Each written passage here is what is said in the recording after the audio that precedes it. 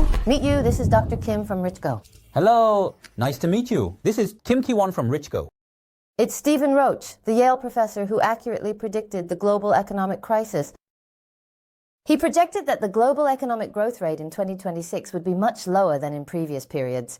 Today, I would like to talk a little about how the economic growth rate will flow and what the current situation is. Now, in my case, my current market outlook is that the overall economic situation in 2025 is very similar to what I saw in 2008. So, I'm making this forecast. So, I see the second half of 2025 as being very risky, especially since we had the financial crisis in 2008. There is someone who was the first to predict this financial crisis. That person is actually the former chairman of Morgan Stanley Asia. It's Stephen Roach, and he's currently a professor at Yale. He's known for accurately predicting interest rate crises. Recently, he mentioned something important. The biggest risk to the world economy? It will come in 2026. So, that's what we're discussing right now. So, I think the second half of 2025 is going to be very risky, but he believes that 2026 will be even more dangerous than 2025. He's talking about this right now. The tariff policy of Trump's second administration will start to have a significant impact on the global economy in its second year in office. So, for now, Trump is implementing a tariff policy. So, these things will start to have a negative impact on the global economy, not this year, but from next year. And on top of that, the asset market bubble is expanding significantly. He's also talking about this. So, there are several reasons why I see this year as particularly risky. First of all, I believe there are quite a few bubbles in the asset market. The real estate market in Seoul. Next, I believe that the US stock market and the cryptocurrency market are currently very overheated. So, because there was a sudden interest rate cut during this overheated period, I see that the pattern is very similar to 2008. However, these days, there are many experts around the world warning that there are a lot of bubbles in the asset market. I've seen countless experts, but there are maybe one or two that I really trust. One person is Warren Buffett. This person also has a very high cash position right now. The second person is Howard Marks. Howard Marks is such a significant figure that even Warren Buffett continuously reads and references the memos written by him. And he's a very conservative expert, but even he is saying that the US stock market is currently very overheated. It's a bit of a dangerous situation. He's currently warning about this situation, and Stephen Lucci, who accurately predicted the interest rate crisis, is also warning about it now. So, there are various signs that seem to be sending warning signals right now, and these will have a very negative impact on the real estate market. In fact, even though it's only January, I'm already hearing cries of hardship from various places about how tough 2025 is going to be. Yes.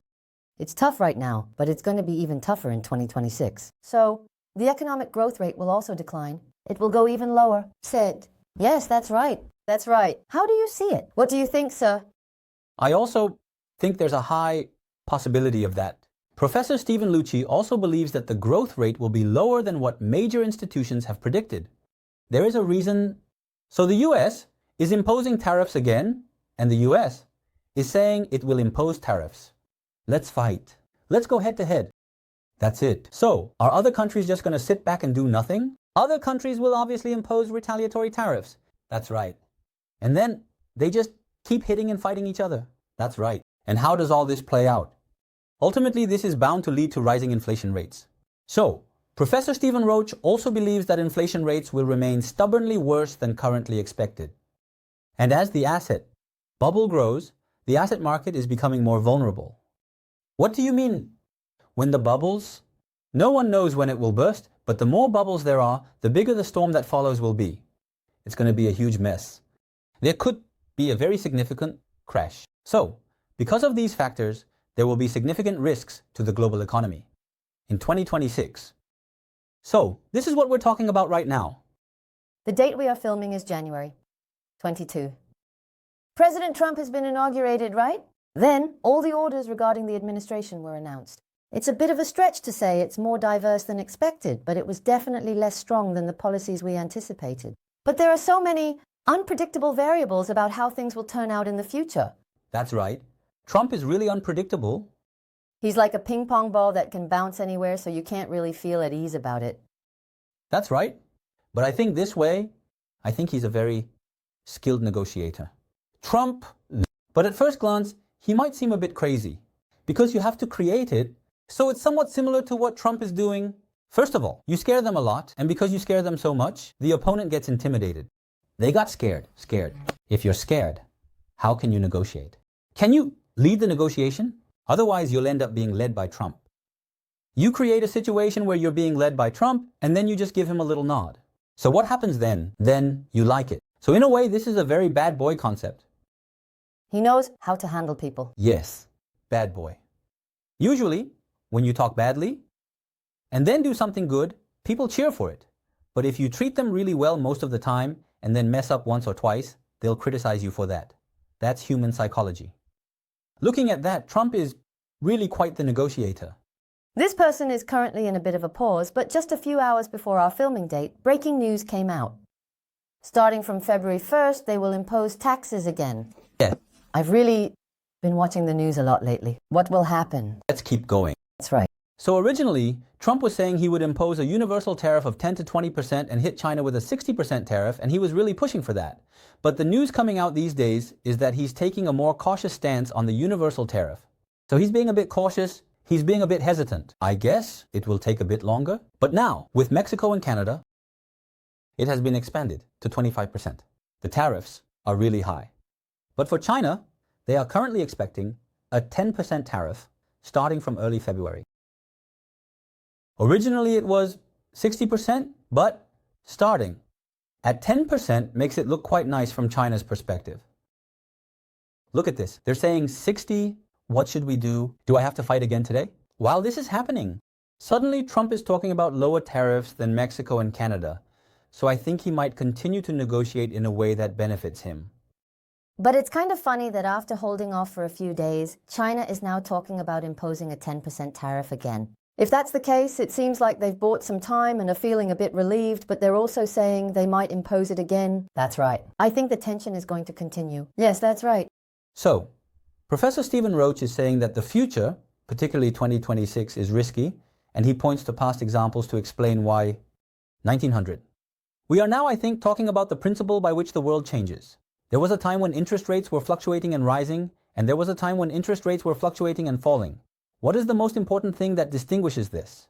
Are countries going to act selfishly for their own interests while practicing protectionism, or will they cooperate for mutual coexistence and prosperity? But in the 1930s, there was a law that symbolized protectionism called the Smoot-Hawley Tariff Act. So this law was enacted by Congress and signed by then-President Herbert Hoover while he was on the island. Because of this law, global trade decreased by 60% in the early 1930s. So what did the decrease in trade lead to? It led to the Great Depression. So the US generally acts this way towards other countries. So they won't just sit back and do nothing. And as they fight, they stop trading with each other. Because there was no trade, this problem even occurred in Daegu port. So these risks could definitely emerge in the next 25 to 26 years. This is the warning that's being given. So next up, South Korea is actually a problem, isn't it? It's a big problem. It's a major country. Yes. So the US is currently South Korea's biggest educational partner. It's the counterpart. The US is the largest market in a way right now, and South Korea has a very high trade dependency. Domestic demand is already really bad, and the country is barely surviving thanks to exports and things like that. As of the first half of last year, South Korea ranks 6th in the US trade deficit countries. It's high. From the US perspective, if South Korea keeps running a trade deficit like this, they might think, don't you guys need some improvement measures? And might offer some suggestions. That's right.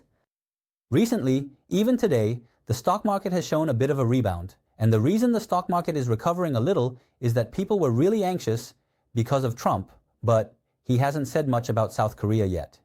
And when they rolled out their tariff policy, I thought China would hit back really hard, but they didn't.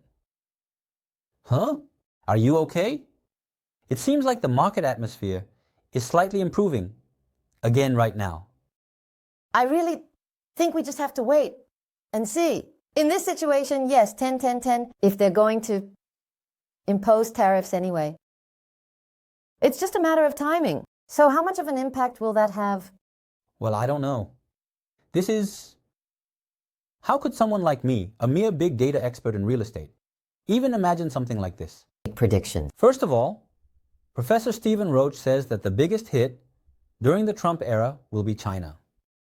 I think that's likely, and because of the conflict between the US and China, the global economy will become more vulnerable. But the important thing is that Korea relies on exports, and its biggest customer is the US. Next is China.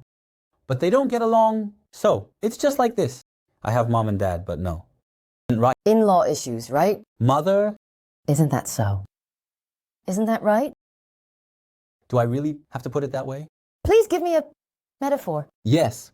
First of all, the metaphor is because the mother-in-law and daughter-in-law are having conflicts, and then there's the husband. It seems similar. The US and China are in conflict. So the mother-in-law and daughter-in-law are really not getting along right now. The atmosphere between them is really bad. So, what should the son do? So what should the husband do? So it's really hard to do anything, and we're just stuck in the middle, trying to read the room. Our role here is really important. Why? If one side gets too much of a disadvantage, it could be a big problem. So, we need to handle this carefully without one side getting too much of a disadvantage. And someone needs to lead this wisely, taking it step by step. But right now, Korea isn't in that situation, right? That's right. So, I think these issues will probably become significant, problems starting, in the second half of the year, and I would say these are quite concerning aspects. That's right. Not right now, but for sure, in the second half of the year, there will be taxes imposed on China and the effects will definitely hit us. So I think we need to be a bit on edge about that. That's right. So, in a larger context, the US economy is clearly showing some unusual signs, right now. I see a lot of bubbles in the asset market, similar to 2007, and I consider this to be a warning sign. I think these issues will start to become more serious from the second half of 2025. Right now, the domestic market isn't looking good either. And if exports get blocked like this, we might not see the immediate effects. But as you mentioned, we really need to be aware that a bigger crisis could come in the future. So, I'll wrap up the video here today. If you found this helpful, please like, comment, and subscribe. Thank you.